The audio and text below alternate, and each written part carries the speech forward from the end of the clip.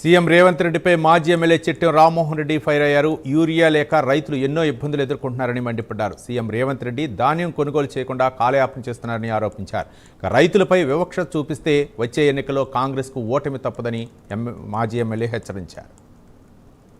రైతులను పొట్టున పెట్టుకునే నల్ల చట్టాలు తెచ్చిపెట్టి ఇతరులు అదే తోలబోతున్నట్టు మాకు కనపడుతుంది చూస్తే. ఎందుకంటే కేసీఆర్ పెట్టిన రైతు బంధు దాని దొంగలో దొక్కుతున్నాడు. ఈరోజు తీసుకున్న అప్పులు రుణమాఫీ చేస్తాను దాని తొంగలో దొక్కిండు, సగం చేసి పడేసిండు.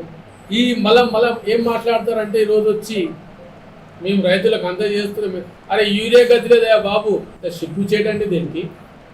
పైకి వెళ్ళి మమ్మల్ని పట్టుకొని నోటికొచ్చి మాట్లాడతారు. కేసీఆర్ కానీ, హరీష్ రావు కానీ, కేటీఆర్ గారు కానీ ఎవరు వరదలు నోటికొచ్చి మాట్లాడతారు. అరే వాళ్ళ కాలు గోటి సరిపోతారు మీరు ఎవరు కూడా. ఇక దాదాపు 30 లక్షల పిల్లల ఫీజు రియంబర్స్మెంట్ ఎగ్గొట్టినావు కదా నువ్వు.